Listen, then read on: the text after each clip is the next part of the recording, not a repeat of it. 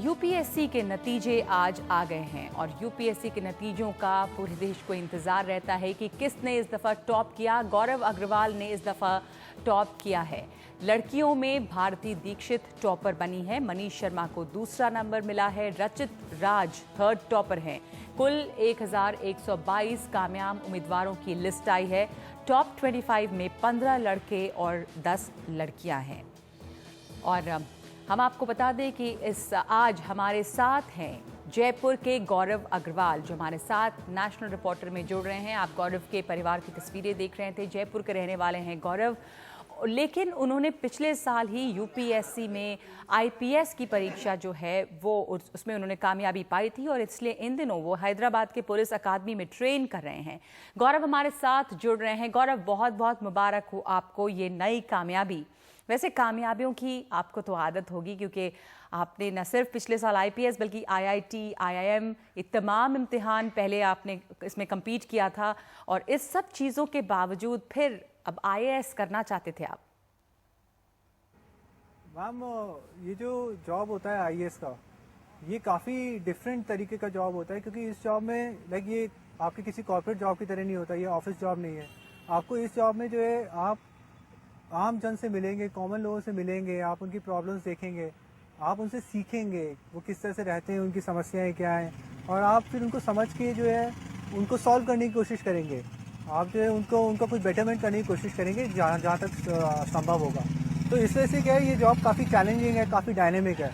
और in terms of any job, जैसे मैंने इन्वेस्टमेंट बैंकिंग करता था मैं, वो भी काफ़ी चैलेंजिंग जॉब था, बट और वो काफ़ी अच्छा जॉब भी माना जाता है। बट इवन उसके कंपैरिजन में भी ये वाला जो जॉब जो है, because of the public interface जो है इसके अंदर, इस वजह से ये मेरे को काफ़ी अपीलिंग जॉब लगता है। गौरव, आपने जैसा बताया अभी, और हम सब जानते हैं कि आप आईआईटी में थे, उसके बाद आईआईएम में, और आप हांगकांग में बहुत अच्छी नौकरी कर रहे थे कॉर्पोरेट सेक्टर में। आपने बताया इन्वेस्टमेंट बैंकर थे, तो बहुत काफ़ी अच्छे पैसे आपको मिल सकते थे, बहुत हाई पेइंग जॉब था ये। आजकल तो दौर है कि ज़्यादा से ज़्यादा पैसे की तरफ लोग भाग रहे हैं। फिर इतनी हाई पेइंग जॉब छोड़कर इस गवर्नमेंट जॉब को चुनने की आपके लिए पास वजह क्या रही? हाँ, आपने जैसे पैसे की बात की, तो मैंने वहाँ पे 3-3.5 साल काम किया था, और उतने में मुझे पता चल गया था कि पैसा इतनी बड़ी फोर्स नहीं हो सकती कि आदमी जो है 30-35 साल जो है सिर्फ पैसे के लिए काम कर सके। आपको जब काम करना है तो आपको जो है कुछ लार्जर मीनिंग ढूंढना होता है, एक लार्जर मीनिंग। अब मेरी जैसी प्रोफाइल जिस तरह की थी, उसमें कोई भी कॉर्पोरेट जॉब मिलना, कंफर्टेबल लाइफ रहना, एक अच्छा खासा पेइंग जॉब मिलना, ये सब मेरे लिए आसान सा था कि मतलब ये सब मेरी जैसी प्रोफाइल के लोगों को नॉर्मली मिल ही जाता है। लेकिन वो जॉब जो होते हैं इतने एनरिचिंग नहीं होते जितने कि ये वाला जॉब जो है, इस तरह का जो इतने मीनिंगफुल नहीं होते। देखिए, अपने लिए हर कोई कुछ कर लेता है, लेकिन आप यदि औरों के लिए कुछ कर पाएँ तो उसके अंदर जो मीनिंग होता है वो एक अलग ही बात आ जाती है। तो आपको लग रहा था कि आप आईएएस बन के औरों के लिए कुछ कर पाएंगे, हालांकि आईपीएस आप बन ही चुके थे और अभी भी आप ट्रेन कर रहे हैं। ये जो आईएएस का क्रेज़ है वो अभी भी बहुत ज़्यादा, कम से कम बिहार और उत्तर प्रदेश जैसे जगहों में तो बहुत है। आपके राजस्थान में भी अभी भी है क्या ये आईएएस, अभी भी ड्रीम जॉब है वहाँ भी? देखिए, मतलब जिस तरह के जो मेरे फ्रेंड्स रहे, जो मेरे फ्रेंड सर्कल्स वगैरह रहे, उनमें कई लोग आईएएस आईपीएस वगैरह हैं, आईआरएस हैं ऑलरेडी। लेकिन ओवरऑल मैं देखूंगा तो यही है कि क्रेज़ जो है, आप जिस तरह की क्रेज़ की बात कर रहे हैं, यदि मैं एक जनरेशन पहले से कंपेयर करूं तो वो क्रेज़ कम ही हो रहा है, क्योंकि आपके इकॉनमी डेवलप हो रही है, इतने नए नए जॉब्स आ रहे हैं, तो लोगों का आकर्षण उसकी तरफ बढ़ रहा है। लेकिन आपको लगातार इस चीज़ की जोश था कि आपको आईएएस क्लियर करना है। वैसे आपने पिछले साल यूपीएससी कम्पीट किया और बड़े अच्छे रैंक से किया। आप आईपीएस के एग्ज़ाम क्लियर कर चुके थे। आप इन दिनों ट्रेन भी कर रहे हैं हैदराबाद की पुलिस अकेडमी में। आपने जो पब्लिक सर्विस की बात की, आप पुलिस में रह के भी पब्लिक सर्विस कर सकते थे, फिर भी आपको आईएएस करने का कि मुझे इसी में कम्पीट करना है, इसके पीछे क्या वजह थी?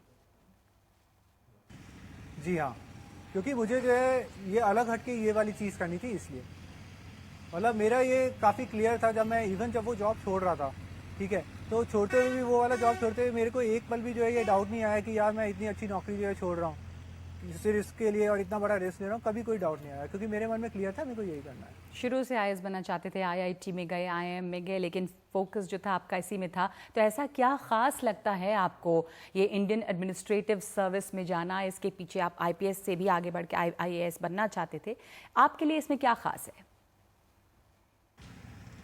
देखिए, आईपीएस और आईएएस दोनों जॉब्स जो हैं काफ़ी अच्छे जॉब्स हैं। दोनों में ही रह के आप जो है पब्लिक के लिए, आम जन के लिए काफ़ी कुछ कर सकते हैं। आईएएस का जॉब मुझे थोड़ा बेहतर इसीलिए लगता है सिर्फ क्योंकि उसके अंदर आप ज़्यादा तरीके से लोगों की मदद कर सकते हैं, और जो है उसमें आपकी करियर का जो स्कोप है वो थोड़ा सा बेटर होता है। इस वजह से जो है आईएएस मेरी फर्स्ट प्रेफरेंस। और गौरव, अभी अभी आपकी कुछ ही दिनों पहले शादी हुई है 4 जून को। बहुत मुबारक हो आपको इसके लिए भी, और अब तो आपकी खुशी दोगुनी हो गई। एक शादी हुई अभी, उसके बाद अब फिर आप ये अपना ड्रीम जॉब जो आपका था वो आप क्वालिफाई कर गए, ड्रीम एग्जाम। लेकिन शादी की वजह से थोड़ा डिस्ट्रैक्शन नहीं रहा? ऐसे खुशी दोगुनी ज़रूर हो गई है, लेकिन बीच में ये सब कुछ भी हुआ। जी हाँ, दुगनी हो गया। इनफैक्ट डिस्ट्रैक्शन नहीं, इफ़ एनीथिंग मेरी वाइफ जो है वो मेरा सोर्स ऑफ स्ट्रेंथ ही रही है। लाइक पिछले 8-10 महीने से हम एक दूसरे को जानते हैं, और उसने मुझे हमेशा से ही जो है प्रिपरेशन में पूरा सपोर्ट किया है। कभी डिस्ट्रैक्शन जैसा कुछ नहीं रहा। और आगे आगे का क्या प्लान है? अब अभी आप ट्रेनिंग कर रहे हैं, जो पुलिस अकेडमी है हैदराबाद में, अब आप उसे छोड़ेंगे अभी? जी हाँ, अभी प्लान तो यही है कि मम्मी पापा यहाँ पर आएंगे, उसके बाद जो है मैं उनके साथ चला जाऊँगा। अब ट्रेनिंग का तो यही है कि अभी जब पुलिस का जॉब अब करना नहीं है तो फिर अब ट्रेनिंग भी शायद मैं बीच में छोड़ दूँ। अभी मम्मी पापा से डिस्कस करके जो है मैं फाइनल डिसीजन लूँगा। जी, और अब आप जब जयपुर जाएंगे, जाहिर है कि अब जयपुर जाएंगे, तो अभी अगर आप सोचें तो वहाँ का क्या नज़ारा आपके जहन में भी आ रहा है? खूब सारे लोग, रिश्तेदार, पड़ोसी, तमाम दोस्त, घर भरा हुआ होगा। ऐसे बच्चों के, पड़ोस के जो बच्चे हैं, आपके रिश्तेदार में जो बच्चे होंगे, युवा होंगे, उन सब के हीरो तो आप पहले से ही होंगे। इतने तमाम एग्जाम्स आपने क्लियर किए हैं, अब तो आप बिल्कुल सुपर हीरो बन गए हैं। वहाँ पर अभी तो हंगामा मचा हुआ होगा। देखिए, घर पे इस समय एग्जैक्टली क्या चल रहा है ये तो मुझे मालूम नहीं है। बस मैंने एक बार फ़ोन किया था तो इतना पता लग गया था कि चाचा जी और मौसी, बुआ जी सब जो है घर पे आ चुके हैं। और उसके अलावा मेरे जो कॉलोनी के फ्रेंड्स हैं जिनके साथ मैं बचपन में क्रिकेट खेला करता था, तो वो सब, उन सब के भी फ़ोन वगैरह आ गए, तो सब लाइक काफ़ी खुश हैं। और अब यही है कि जब मैं वहाँ पे जाऊँगा तो सबसे मिलूँगा और उसके बाद थोड़ा सेलिब्रेट करेंगे। और गौरव, आपने टॉप किया है इस एग्ज़ाम में, आपको उम्मीद थी या जब रिजल्ट आया तो ये सरप्राइज था? नंबर 1 रैंक के लिए आप कॉन्फिडेंट थे? देखिए, ये ऐसा एग्ज़ाम है जिसके अंदर कोई भी कॉन्फिडेंट नहीं हो सकता है कि उसकी क्या रैंक आएगी, फर्स्ट सेकंड थर्ड क्या रैंक आएगी, कोई भी कॉन्फिडेंट नहीं हो सकता है।